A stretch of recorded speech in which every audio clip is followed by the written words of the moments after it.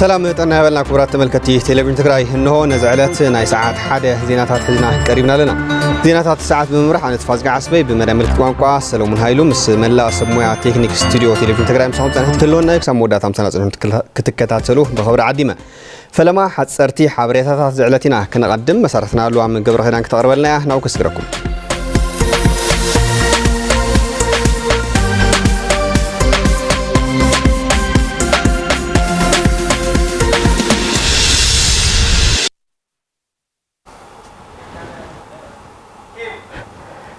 سلام تعنا بالله كما يصنحكم خبركم تملكتنا نزعلت زمرصنا يوم حاصرت زيناتات وشت عدن وصلنا باهم كنبلينا نمكتالكم اقدمنا نمسكن ሲኖዶስ ኢትዮጵያ ኣብ 6 ወረዳታት ዞባ ደቡብ ትግራይ ዝርከባ ኣብያተ ክርስቲያን ራያ ሃገረ ስብከት ኢሉ ምውሳኑ ብትሪ ከም ዝቃወም ሲኖዶስ ትግራይ ኣፍሊጡ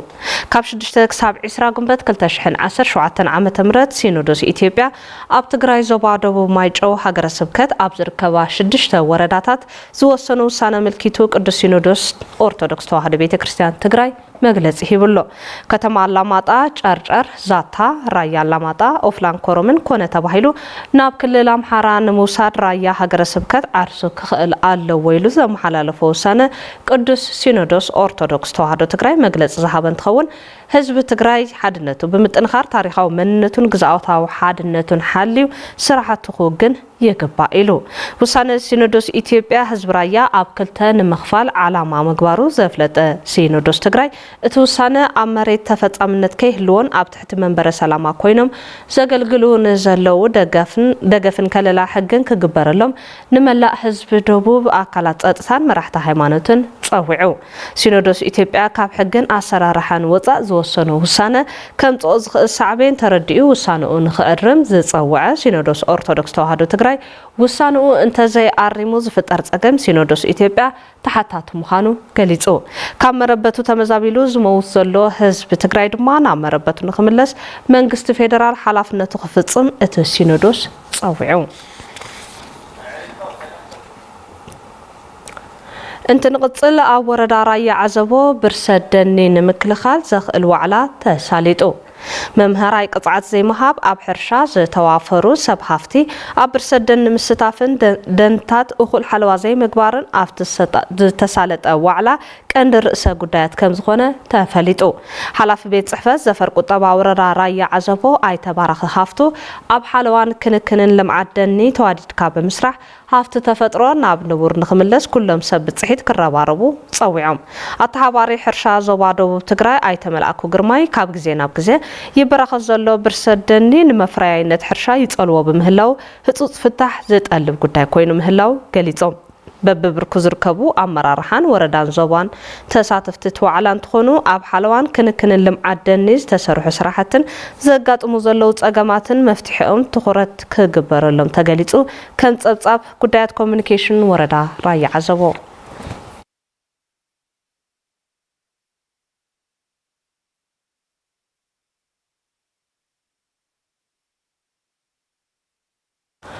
ኣብ ኢትዮጵያ ብሕማም በዲዶ ህበይ ፈላማይ ሞት ተመዝጊቡ እቲ ሕማም ኣብ ክልል ኦሮሚያ ከተማ ሞያሌ ንፈለማ እዋን ብዕለት 17 ጉንበት 2017 ዓመተ ምህረት ከም ዝተረኣየን ሓንቲ ዶ ምስ ወዳ ከም ዝተተሓዘትን ሚኒስትር ጥዕና ኢትዮጵያ ኣፍሊጡ ምንባሩ ዝዝከር ኮይኑ ሕዚ ድማ በዝሒ እቲ ሕማም ዝተተሓዙ 6 ከም ዝበጽሑን ሓደ ካብኣቶም ድማ ከም ዝሞተን ኣፍሊጡ ክብል ኣዲስ ስታንዳርድ ጸብጺቡ እቲ ሕማም ናብ ኢትዮጵያ ካብ ዝኣቱ ክሳብ ሕዚ 15 ምርመራታት ላቦራቶሪ ከም ዝተኻየዱን ሕማም ዝተረኸቦም ሰባት ተፈልዮም ክትትልን ሕክምናን ይግበረሎም ከም ዘሎን እቲ ሚኒስትር ሓቢሩ ከም ጸብጻብ ተስፋ ዝገዓስበይ ናብ ናይ ወፃ ዜና እንትንሰግር ዩክሬን መርበብ ሳሬት ብዝተሰየመ ወፍሪ ሰብ ኣልቦ ነፈርቲ ኣብ ልዕሊ ወታደራዊ ማዕስከራት ሩስያ ብዝፈጸመቶ ተኸታታሊ መጥቃዕቲ ልዕሊ 40 ነፈርቲ ውግእ ከም ዘዕነወት ኣፍሊጣ መጥቃዕቲ ዩክሬን ኩናት ክልቲአን ሃገራት ካብ ዝጅምር እቲ ዝዓበየ እንትኾን 34 ሚእታዊ ተሰከምቲ ክሩዝ ሚሳይል ዝኾና ነፈርቲ ሩስያ ከም ዘዕነወት ገሊጻላ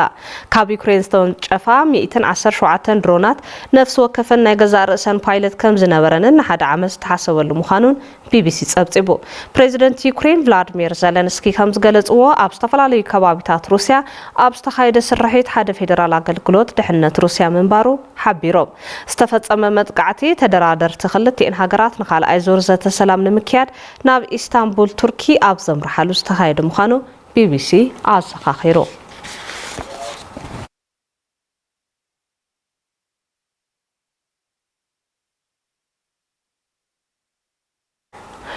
ኣብ ደቡባዊ ጋዛ ራፋህ ኣብ ዝርከብ ማእኸል ሰብኣዊ ረድኤት ብዝተፈጸመ መጥቃዕቲ ብዙሓት ሰባት ከም ዝቆሰሉን ዓለም ለኸ ማሕበር ቀይሕ መስቀል ኣፍሊጡ እቲ ማሕበር ኣብ ዘውፅኦ መግለጺ 21 ዝሞቱ ሰባት ኮይኖም ደቂ ኣንስትዮን ህጻናትን ዝርከብዎም 179 ድማ ከም ዝቆሰሉ ሓቢሩ ሰራዊት እስራኤል ኣብ ማእኸል ሰብኣዊ ሓገዝ ሓማስ ተኹሲ ከም ዝኸፈቱ ዝኸሰሰ እንትኸውን ሓይልታት ምክልኻል እስራኤል ኣብ ዘውፅዎ መግለጺ ድማ ክሲ ሓማስ ከም ዝነፀጎ ተገሊጹ ከም ጸብጻብ ወያንተ ብዙነ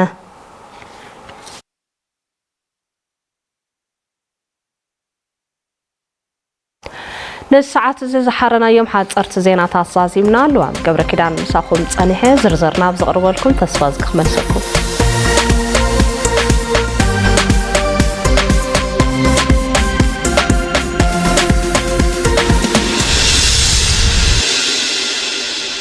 حصرتي ጸብጻባት ዘቕረበትና መሳርሕትና ለዋም ገብረ ኺዳን ብምስጋን ሕዚ ድማ ብዝርዝር ናብ ንሪኦም ዜናታት ክሰገር ከም ህዝቢ ኣቲናዮ ካብ ዘለና መዋጥር ንኽንወፅእ ኣፈላላያት ከም ፀጋ ብምውሳድ ኣብ ሓበራዊ ዛዕባታት ትኹረት ምግባር መማረፅ ዘይብሉ መንገዲ እዩ ክብሉ መምህራን ኮሌጅ መምህራንን ኣመራርሓ ትምህርትን ዓድዋ ገሊፆም ኣብ ማሕበራዊ ሚድያን ካልኦትን ዝረኣዩ ዘለዉ ስርዓቶም ዘይሓለዉ ከፋፈልቲ ዛዕባታት ናይ ውልቀ ሰባት እምበር ናይ ህዝቢ ክኾኑ ይኽእሉን እውን ይብሉ እቶም መምህራን ሽዑ ብኸርብ እዩ ስጡም ሓድነት ምምስራት ንህዝቢ ትግራይ መማረፅ ዘይኮነስ ናይ ህልውና ጉዳይ ከም ዝኾነ ኩሉ ኣካል ክግንዘቦን ክሰርሐሉን ይግባእ ኢሎም ርእይቶም ዘካፈሉና መምህራን ማእኸል መሰልጠኒ መምህራን ኮሌጅ ዓድዋ ጸጋታት ተጋሩ ተባሂሎም ዝጽርሑ ሓድነት እዩ ስለዚ ኣብ ዝተፈላለዩ መዋዕል ብፍላይ ድማ እቶም ናብ ኢትዮጵያ ዝወፁ ጸገማት በዚ ናይ ትግራይ አካባቢ እዩ እዞም ከምዚኦም ዝኣምሰሉ ጸገማት ዝሓልፎም ወይ ከዓ ዝጻወሮም ብትዘለዎ ስጡም ሓድነቱ እዩ ሓደ ምዃን ክንብል ከለና ናይ ሓሳባት ኣፈላላይ የለውን ማለት ኣይኮነን ነቲ ሓሳባት ግን ብሰላማዊ ዲሞክራሲያዊ መንገዲ ኣሊኻ ኣብቲ ናይ ሓባር ጥቕሚ ኣብቲ ናይ ሓባር ረብሓ ንኽትሓስል ተሓባቢርካ ንኽትሰርሕ ዘኽእል ከይዱ እቲ ሓድነት እንብሎ ዘለና ከም ማሕበረሰብ ከበድቲ ዝኾኑ ዓበይቲ ጸገማት ዘጋጥመና ህዝቢና ሓድነት ናይ ምርጫ ሕቶ ተገይሩ ክውሰድ ይብሉ ናይ ህልውና ሕቶ ተገይሩ ይኽወሰድ ዘለዎ ህዝቢ ትግራይ ኣፈላላይ ሓሳብ ከም ፀጋ ቆፂሩ ኣብ ሓበራዊ ብሄራዊ ረብሓ ሓደ እንትኸውን ብርክት ዝበሉ ረብሓታት ከም ዝረክብ ዝገልጹ ዞም መምህራን እቲ ብሓበራዊ ቃልሲ ዛዕባ ዓለም ኮይኑ ዝነበረ ጉዳይ ጀኖሳይድ ትግራይን ተሓታትነትን ሕዚ ምዘሓሉ ኣብ ሓበራዊ ረብሓ ብሓባር ናይ ምስራሕ ዝነበረ ጥንካሬ ሽርሽር ምህላው ዘመላኽት ከም ዝኾነ እውን የብርሁ ሓደ ምዃንና ግዝኣታዊ ሓድነት ህዝቢ ትግራይ ናብ ድሙር ንምብላስ ሕግ ናይ ባዕሉ ዝኾነ ዓብይ አበርክቶ ኣለዎ እዩ ክሳብ ዩኤን ዝበፅሑ ናይ ጄኖሳይድ ጥርዓናት ኣለዎ ብጣዕሚ ሳይንሳዊ ዝኾነ ብከቢድ ጽንዓት ዝበፅሑ ኣለዎ እዮም እዚኦም ኣብ ምንታይ ኩነታት እዮም ዘለዉ ሕዚ ንሪኦ ኣለና ብጣዕሚ ምቅዝቓዝ ዘሎ እዩ እዚ እውን ሓደ ኮይንና ክንሰርሕ ስለ ዘይከኣልና እዩ ከም ተጋሩ ዝሓድነትና እንድሕር ኣጠናኺርና ቁጠባዊ ይኹን ማሕበራዊ ይኹን ፖለቲካዊ ምዕባልና ኣብ ሓፂር እዋን ንምርጋፅ ወሳንን ዓንዲ ሕቆን ሓድነት ኣብ ማሕበራዊ ሚድያ ዝረኣዩ ከባቢያውነት ዝተላበሱ ዛዕባታት ብዝግባእ ክጽንዑን ክእረሙን ዝኽእለሉ ኩነታት ክፍጠር ኣለዎ ዝብሉ ዞም መምህራን ሓድነት ህዝቢ ክኸፋፍሉ ዝኽእሉ ስእነት ምሕደራን ሰፊሕ ኣፈላላይ መነባብሮን እውን መሰረታዊ መፍትሒ ክቕመጠሉ ይግባእ ይብሉ እቲ ናይ ማሕበራዊ ሚድያ ኣጠቓቕማና ስርዓት ክሕዝ ኣብቲ ሓበራዊ ረብሓታት ኣብኡ ትኩረት ጌርና ኩሉ ጉልበትና ፍልጠትና እኹን ሰርሕ ይግበአና ካሊእ ናይ ሃይማኖት መራሕቲ ኣለዉ በቲ ማሕበረሰብ ዓብይ ክብሪ ዝወሃቦም ሰባት እዮም ብዙሕ ተሰማዕነት ጽልዋ ፈጠርቲ እዮም ስለዚ እዚ ኣብ ትግራይ ዝረአ ዘሎ ውጥም ቅልቅል ዝብሉ ናይ ከባቢያውነት ዝመስሉ ተርእዮታት እዚኣቶም ምፍታሕ ናይ ባዕሎም ግዳ ኣለዎ ፍትሓዊ ዝኾነ ናይ ኢኮኖሚ ስርዓት ምህላው ከም ሓደ ጸገም ገይሩ ይወስዱ እንተጋሩ ክምጥኑ ዝኽእሉ ትካላት ፈጢርና ህዝብና ክንመሓድሮ ተዘይኽኢልና ኣብ ውልቀ ሰባት ህልውና ዝተንጠለጠለት ትግራይ ኣብ ውልቀ ሰባት ናይ ፖለቲካ ድሌት መሰረት ዝገበረት ትግራይ ተፈጢርና ብቐጻልነት ሕዝቡን ኣንደር ኩዌስችን ማርክ ንኸው ማለት እዩ ሰላምን ድሕንነትን ደቂ ኣንስትዮ ትግራይ ንምሕላውን ንምጥንኻርን ዘኽእል ፕሮጀክት ዕላዊ ከም ዝገበረ ትካል ሰላምን ድሕንነትን ደቂ ኣንስትዮ ኣፍሪካ ኣፍሊጡ መራው ተስፋይ ትካል ሰላምን ድሕንነትን ደቂ ኣንስትዮ ኣፍሪካ ሰላምን ድሕንነትን ደቂ ኣንስትዮ ንምሕላውን ምጥንኻርን መሰረት ዝገበረ ፕሮጀክት ኣብ ትግራይ ዕላው ገይሩ ኣብቲ መድረኽ ምብሳር ፕሮጀክት ዝተረኸባ ሓላፊት ቢሮ ጉዳይ ደቂ ኣንስትዮ ትግራይ ወይዘሮ ኪሮስ ሓጎስ ተመዛበልቲ ወገናት ንልዕሊ 4 ዓመታት ዝኣክል ኣብ ኬንዳ ደርቢኻ ዝሕለው ሰላም ስለዘየለ ጊዜያዊ ምምሕዳር ኮነ መንግስቲ ኢትዮጵያ ጠመተ ሂቦም ክዓምሉ ከም ዝግባእ ኣገንዚበን ተመዛበልቲ ኣብ ሸራ እንዳቐመጥና 4-5 ዓመት ሰላም ክመጽእ ኢልና እንድሕር ሓሲብና እቲ ንሰላም ምፍራስ ምንጭ ዝኾነ ይንፈትሕን ዘለና ማለት ጠሚዩ ዝሓድር ዘሎ እንድሕር ዘይዓንገልና ዝዓነው እንድሕር ዘይሕወና ዝተጎደ እንድሕር ይቅርታ ዘይበልና ተሓታትነት ዘይራገጽና ውሕስ ሰላም ክነምጽእ ከሸግሪ ማለት ህዝብታት ኢትዮጵያውን እዚ ክርዱልና ንደሊ ካልኦት መንግስታውን ዘይመንግስታውን ሓይልታቱን እዚ ክርዱልና ንደሊ ነዚ ተጠቂሙ ዝኾነ ይኹን ሓይሊ ሓቢሩ ምሳና ክሰርሕ ብጣዕሚ ኢና ንደሊ መንግስታዊ ይኹን ዘይ መንግስታዊ አካላት ደጊምና ሕዙን በጽንዖት ከም ግዚያዊ መንግስቱን ከም አመራር ሓደ ቀንስቴውን ኣነ ዝሓስቦ ከም ግዚያዊ ምምሕዳር ከም አመራር ሓደ ቀንስቴው ንሰላም ርሑቕ መንገዲ ኸይድና ክንቅበል ነዚ ምኽንያት ዝኾኑ ነገራት አንጽፉልና እዚ የምንጻፍ ሓግዙና ተመዛበልቲ ናብ ቦታኦም ሙለሱልና ተወካሊ ጉባኤ ትካላት ሃይማኖት ትግራይ መጋቤ አድሓኖም ሓጎስን ተወካሊት ማሕበር ጉዳኣት አካል ደቂ ኣንስትዮ ትግራይ ወይዘሮ ገነት ኪዳነን ኣቦታት ሃይማኖት ኮኑ ሕብረተሰብ ሰላም ክሰብኩ ይግባእ ይብሉም ብኣቦታት ናይ ሃይማኖት ኣቦታት እውን ተዳ ኮይኖም ናይ ሰላም ሰበኽቲኦም ክኾኑ ዘሎ ስለዚ መጽሓፍ ቅዱስን ስለ ሰላም ይዝምረና እግዚአብሔር በዓሉ ናይ ሰላም አምላኽ እዩ ተፈጣሪና በዓሉስ ናይ ሰላም አምላኽ ንሱ ናይ ሰላም አምላኽ ስለ ዝኾነ ካዕታ እዚ መጽሓፍ ቅዱስ መስልካ ምሰው ኩሉ በሰላም ኖር ይዝለና ስለዚ ናይ ሃይማኖት አቦታት ካካሊ ሐሳብ ወጽዮም ናብ መጽሐፍ ቅዱስ ናፍቲ ናይ እግዚአብሔር ሐሳብ ናው በመምጻእ ሰላማዊ ስብከት ክሰውከሎም ካብ ደቂ ኣንስትዮ ትግራይ ንላዕሊ ስለ ሰላም ከውግዕ ዝኽእለሉ ይልግምትና ኣብቲ ሓዋእቲና ኢና ርኢናዮ ከም ደቂ ኣንስትዮ ስለዚ ሰዊት ሰላም ዲኣ ተውግዕ ምክንያቱም 360 ዲግሪ ሰላም ዘይ ምህላውት ጉዳይ ንሳ ስለ ዝኾነትስ ኣተሓባባሪት እቲ ፕሮጀክት ወይዘሮ ማህደር ዳዲ ኩለ መዳያዊ ዓቕምታት ደቂ ኣንስትዮ ንምብቃዕ ዕላማ ዝገበረ ስልጠና ኣብ ቀዳማይ ዙር ኣብ ክልተ ዞባታት ትግራይ ስልጠና ንምሃብ ምድላዋት ከም ዝወገኑ ይገልጻ ናይ ደቂ ኣንስትዮ ናይ ሰላም ተሳትፎ ከዓቢ ናተን እውን ዓቕሚ كجلبت مجبارون كعب مجباري تعبي نجار مالتي بسبيل محبرسب تقوامات زركو بهيمانة تقوامات زركو بمحبرسب درجة دلو تكالات تخرج جبرة سلطنا مهابي مالتي تعبي نجار تقرأي درجة 4 دك أنستي 4 تستفتيه اللوناي إلنا نحسب بزي دايركت ناي سلطنا بروجرام مالتي بجت درجة 25 يورو حزنا إنا مالتي تقرأي بروجكت من محدار وردا على قرارو نشوعة 234 سدرا سوات حربياتاتن بمحبر نستودبو مناسين نمسرح منبر غزا زوعل مريت كم زعدل فليتو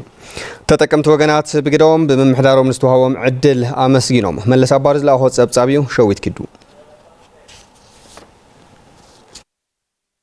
من محدار وردار لعلي قرارون شوعة 234 سدرا سوات حربياتاتن بمحبر نستودو مناسين من مرزو علم مريت عدلهم تقمت تعدل زخونو سدرا سواتن حربياتاتن زلوهم هلو صقم بمغنزاب من محدار وردوم نزهاو من مريزو علم مريت يمسغنوم ولا يسوقنا تعوتنا إدنا سلازحزناي أنا بتعمي حكسن مريت زي بمركبنا منغستنا زيلو بوزكارو بتعمي تحواسو وسن يبلين فرز صحيهم ولا فرد دخامهم ولا يهون بوزكحاسو يهونو مثلا نايس دراسو وقتنا نايزي بخور استمرس جينا يتغرنا اكارو غودو استمرس قمزي غيركا نخرنا عميتكا مركا مالت بتعمي تحواس سمعين محداري وردا لعلي قرارو ايت دسالين جبرتن سايم كم وردا معدال مريت باستفلالي مخنياتات دحرو كم تجمره بمجلاس عقمي ما اخل بمغبار زلو طلبات من مري ملاش كرخبو من محدارهم يسرح كما زلو يبرهم بالعليسة 43 مليون بر وزاي بمغبار ن 250 سدرا سواتن حربياتاتن منبر تتكمت زخونو ቅድሚ ኩናት ተወዲበን ሕጋዊ ሰውነት ዝሓዛ 15 ማሕበራት 288 ኣባላት ዘለዎን ካብ ገጠር ናብ ከተማ ዝኣተው ደቂ ሓረስቶት 305 ስድራ ስውን መናእሰይን ብድምር ኣብዚ ዕለት 743 ስድራ ስዋኣት ሃርበኛታትን ተጋደልትን መናእሰይን ዝርከብዎም ናይ መንበሪ መሬት ዕደላ ንጅምሮ ኢና ዘለና እምበር ገና ዘይወዳእናዮ እዩ ከም ኣመራርሓን ሰሞያን ህዝብን ዝኸኣልናዮ ኩሉ ከም እንገብር ኣብዚ ዕለት እዚ ከረጋግፀልኩም ይደሊ ኣመሓዳሪ ዞባ ሰሜን ምዕራብ ትግራይ ኣይተ ወልደ ብርሃ ግብረ ጻድቕ ምምሕዳር እታ ወረዳ ሕቶ ተቃለስን ስድሮምን ምላሽ ክረክብ ምግባሩ ዝነኣድ ተግባር ምዃኑ ይገልጹ ምምሕዳር ወረዳ ላዕላይ ቆራሮ ዛጊድ ንልዕሊ 930 ስድራ ስዋኣት ሓርበኛታትን መናእሰይን መንበሪ ክረኽቡ ከም ዝገበረ ተሓቢሩ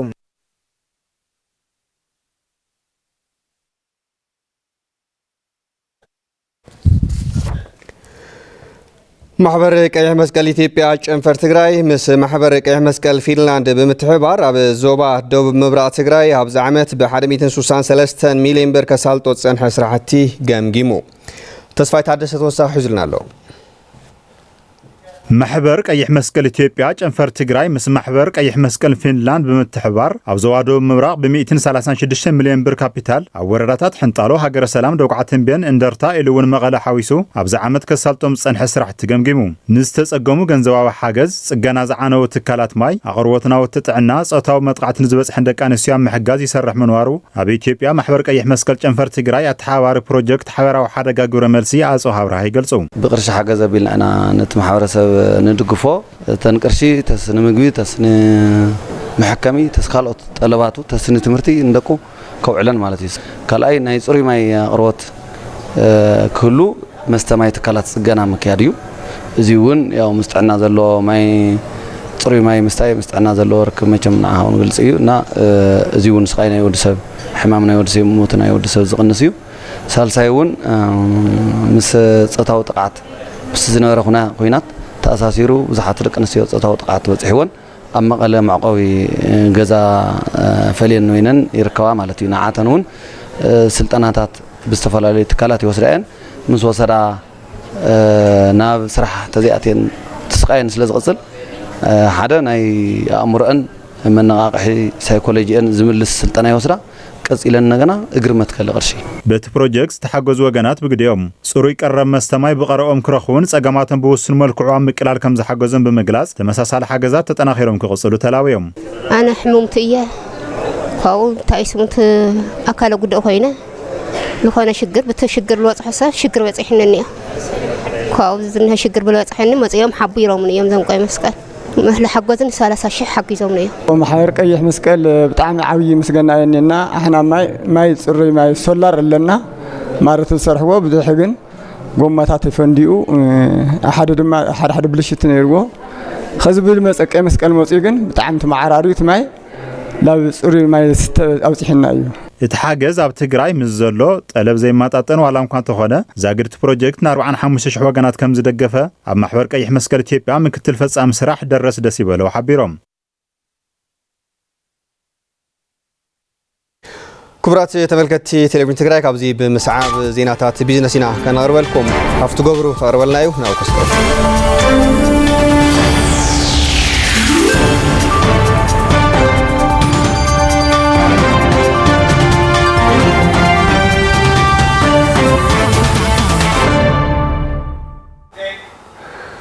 يمسكن تسفازجي سلام تعنا هذا اللي يزخوركم تملكتنا نزعل زحرنا يوم زينات بيزنس حزة قريبة لكم مكتتالكم عديمة فلما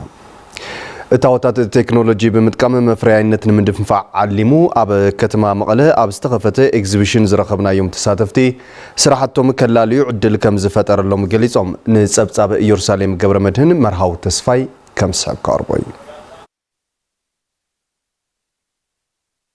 وسيله تكنولوجي بمتقام مرتين مدنفع زخل سراحتي نخوغن زعلمم التاوتات تكنولوجين وسيله حرشان نداك مهنص تግራይ بزبل مراحي حساب ኤግዚቢሽን ሲምፖዚየም ኣብ ከተማ መቐለም ተኸፊቱም ኣብቲ ኤግዚቢሽን ይሳተፉ ካብ ዘለው ካብ ማእኸል ባዮ ቴክኖሎጂ ዝመጹ ኣይተ ሃይለ ገብረ ሚካኤል ዝሓሹን ቀልጢፎም ዝባጽሑን ሕምልትን ፍራምረን ሒዞም ከም ዝቐረቡ ይዛረቡ ሓደ ዝተመረጸ ዓሌት ኢና ንጥቀም ትምሩጽ ዓሌት ተኽሊ ኢና ንጥቀም እዚ ማለት ምህርቲ ዝውስኽ ተኽሊ ኢና ንጥቀም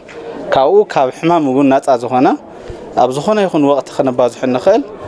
ተኽሊ ዘለና ማለት እዩ ስለዚ ኣብዚ ና ዝተፈላለዩ ዓሌታት ኣለውና ኣብዚ ለምሳሌ ኣብዚ ና በለስ ኣለና እዚ ባናና እዩ ኢንቪትሮ በለስ እንልና እዚ ና ባናና ኣለና ፓይን ኣፕል ኣሎ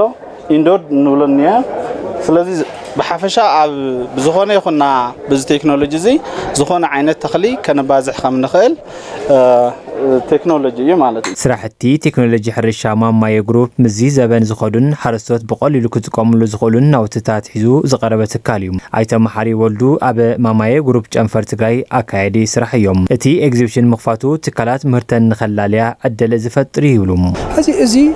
تملسنا لفتنورنا يمكن ملس ويم لعبد حشة بركة نبص تخوينا تكنولوجيات كمص لهم ممصات رح يكون يقول كفالة له جنزاوي حرسة جنزاوي كله كله لهم تيجزون أبي شيء أبي جزء مس كمان يمس هم عندنا تكنولوجيات يلوها أفرطوا كلهم تم فاينانس الجورو بنك تاع حق البلغة بالقرون خمسة عندك بقراوي أكاد لهم خانو كردوا تفعلوا أكلات لهم خانو منقسمون تخرجكم نابولسات تخرجكم خمسة عدد إكزيبيشنات عوي سواس لهم بسنكي جونسايد أو كنات ناو تحرشة عن يوزبولو توم أفريتيم نزي عودي المحوايد ما أبى ميكانيزيشن حرشة بتخرج كسرح كم زجبا يجلسهم تكراش تفوتيرو له بتخوينات مثلا هذه أو عرق ترجزول أو براي وموسد أو محرستات قل تميسنا لافتين نبرة نجار كين خد تيخ سجم زي تتفوتيرو له سجم ناو عدل غيرنا خم عدل تدريمنا لاب زمان أو النت كنا عتيلو نخل عدل فترة سلخنا أبي تقمل له إلى نور عبا كتما مغلا تخفي تزلو إكزيبيشن سيمبوزيوم كابع 24 كساب 27 قنبات كل تشحن 17 عام تمرت كم زنح نمفلات تخيلهم بانكي وغاغن مسعقوان لقاحن الرأي أب تكنيكاون سبقاون قدايات نمتحقاز زاخل سند سممعنا السراح كتمام مويان فلتتن ونينو حصرت ገንዘብ ዘጋጥሞ ዘሎ መንሰይ ተረባሓይን ምግባር ትካላት ዕቋርን ለቃሕን ምጥንኻር ከም ዘድሊ ተሓቢሩ ሃፍቶም ገብረ ዮሐንስ ኣብዚ ዛዕባዚ ዝርዝር ሒዘሎ بانكي وغاغنن حبر سرح محبر عقارن لقحن رائن تحقاقزون مسرح زخلوم سممعنت تفراريموم دايركتور بانك وغاغن ديستريكت مقاله ايت يوحنس اسفا تكالوم بتكنيكاون سباون مداي نعقارن لقحن رائن محجاز مفراموم غليصوم بناي كور بانكينج سيستم بتلي بانا ميزو كور بانكينج سيستم له بمليونات توصو غنزب بزح ساعات سيستم تا ابلكيشن متاي ولا خبات هونه جين دمو نتن زمزين زبلا محبر كان مجمره جميرنا كبحلاوي اوديتن نغزي قطبان قلقالوتن صفوف نمخانن بتعام زحجز ناي بعلنا ابلكيشن نصا حجز كن هنا مالتي كو حالفو ناي حيل سوون تايو بمتاي مداي ابيرو خيدخا ناي دنبኛ دحزان حساب دحزان تاي مسل بالنجر حجز نغور له خنتات كنجبرينا بس امسرح حقوان لقحن راي اي تاشنفي ارغاوي تكالو مس بانك وغاغن زغبرو سممعنت عماويلو سلطن صفوفن قلقالوت كرخبو كم زحجز يبرهم زيناينو معند وانا علامه حدا كور بانكينج راي عقوان لقحن እዚ ሲስተም ተጠቃሚ ንምግባር እዚ ማለት راي عقوان لقحن እቲቶ ግልጋሎት ጽፉፍን ሰለጤን ዘለውን አባላት አፍት ማህበር እምነት ሓዲርዎም አው ዘለው ኮይኖም عقوارهم لقحهم خالات كنترول زغورلو سيستمي ስለዚህ እዛ ማህበር እዚ ሲስተም ክትጥቀም ከላ እቲ خالي ባንክ ዝጥቀሞ ናይ ኮር ባንኪንግ ሲስተም نعو حادث قبريو مويان فلتتن ونينو بحزرة فاينانس نزقم منسي لقا حزر خبلن تكالات عقارن لقا حن متنخار كم زقباون تحبيرو حبرتسب منسي بتلاي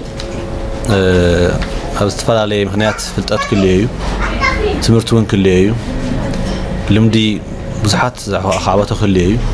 وقت مجرس هاجين تفلطو استمهارو سلمدو بملو ناب ገንዘብ ንምغيار ግን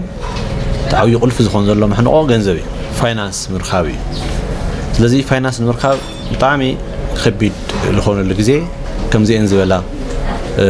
راي مايكرو ساقو مفتار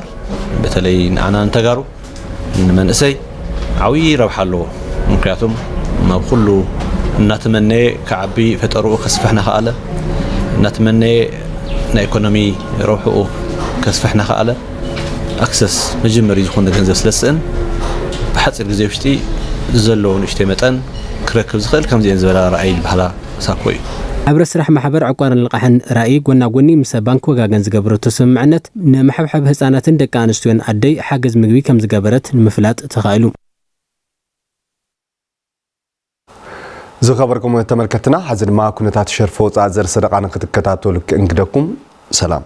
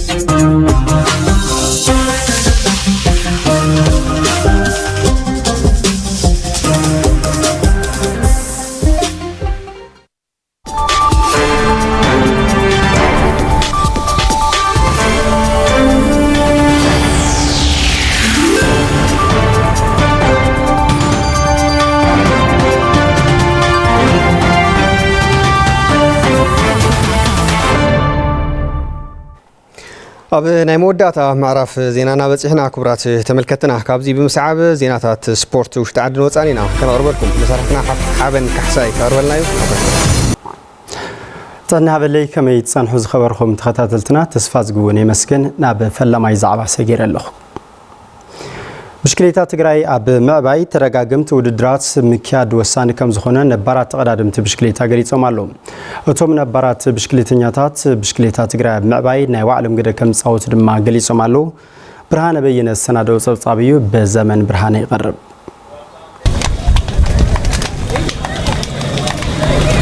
نعبيت بشكليتا تግራይ عقممن كلتمن زلوم نبرات تقدادمتي اب غزيه ተወዳደርነቶም ዘዋህልሉ ወልምዲ በመጥቀም ነዚህ ሐዚን ዘሎ ብሽክሌተኛ ዓብይ ሞራልን ምንቀሐን ከም ዝፈጥረሉ ነብራት ብሽክሌተኛታት ከተማ ዓዲግራት ይገልጹም ማለት ብጣዕሚ ደሳሊ አነ ካብ ስፖርት ስለልፎቶ ብኡኸ ጸልውን ስለልደሊ ያው ብጣዕሚ ደስታ ተሰሚዕኒ ከምዚ ውነውን ሃለኹም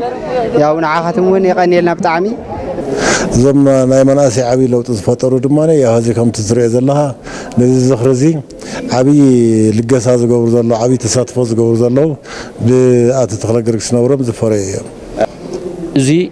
سمعيتات اكلو مالتي افتنبار تجاوت بتلي يلو نقصالو سمعيت حيزو قصيلو لكا همزي يزبل توغس حيزو اما صناعتي كالي سراحتاتو نخوافر تتجاوتي تي محبرسب قصلو يزبل تسفاي زلن سمعيت السو نزخري نبر تعدادماين اسلطانن بشكليتኛ ነብሰር ተخلገርግስ ነውሮም በከተማ ዓዲግራት ተካሄደ ውድድር ብሽክሌታ ዝተረኸቡ ነብራት ብሽክሌተኛታት ውድድር ብሽክሌታ ኣብ ኩለን ከተማታት ከሰፍሕ ይግባእ ድሕር ምባል ነት ነባር ስፖርተኛ ካብ ምዝካር ሓሊፉ ንምንቕራሕ ብሽክሌታ ትግራይ እውን ዓብይ ትርጉም ኣለዎ ይብሉም ኣብ ዓዲግራት ተሓፂር ዝቀር ዘይኮነስ ናፍተን ካልኦት ወራዳታት ዘዋታት ከምኡ ናብ ክልልና ኸይዱ ከምኡ ናለ ዝቕጽለሉ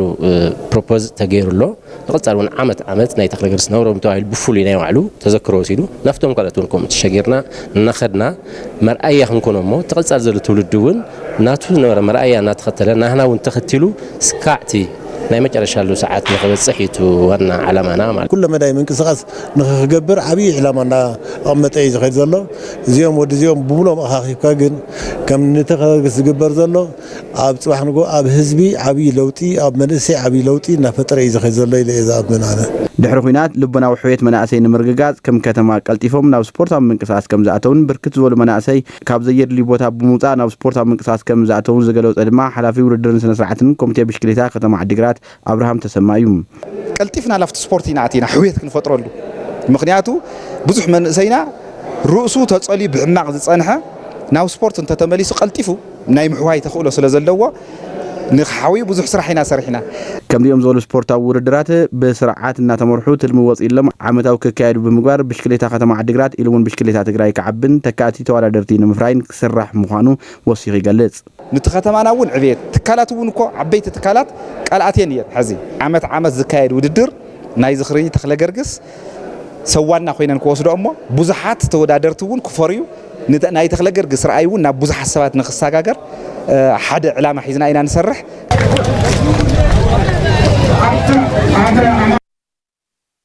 كابزعبا بشكليتا كيوصانا بلوصات صدقان شو بشكليتኛታት ንምፍራይ ጋንታታት ክበራኸታ ከም ዝግባ ብሽክሌተኛ ምዕራፍ ገብረ እግዚአብሔር ገሊጻላ እታ ብሽክሌተኛ በዝላለ ብርክን ምብጻሕ ጠንኪራ ትሰርሕ ከም ዘላ ድማ ምስ መሳርሕትና ጽጋብ ዘፈሮ ኣብ ዝገበረቶ ጻንሒት ገሊጻያ ሪታ ድማ ከም ሰብ ብልሳና ንከታተል ስሜ ምዕራፍ ገብረ እግዚአብሔር ይባል ካብ ጋንታ መስፍን ኢንዱስትሪያል ኢንጂነሪንግ سايكل نشال هالله دعمي سايكل يقعد نيرة دعمي سايكل فوت نيرة مزوار نشال على هالله كاو يا بزح تطعنات نيرني بحواتي مالت دعم كحدا جا كم فرح العالم مالته كزور يدري نيرة ممكن يا الناس حب أخي زور نيرة كاولات ودا درام سرقه هو دري خدي إلى عندك أيقا بروجكت جميرة مالته سيم مثال نيرنا مسواسة تاني الشيزنا أما على كنا ما خوينا جميرنا مالته أو تعدي علم كورونا إثيوبيا شامبيون خوينا نيرة تايم ترات كاو خذ دمو إثيوبيا شامبيون خوينا نيرة 5000 ترى 4 الخون لمسلم أو أبدأ أو المجمع راجعين خارج كله كين عينيرو أفريقيا شامبيون بتايم ترال سالسي توتي ناس ميدان لمتي مالت كاو قصيل دمو ساوث أفريقيا والخارج هو جزء أو ندوم تبغى لخنا عواتات لم تأخذ نيرايا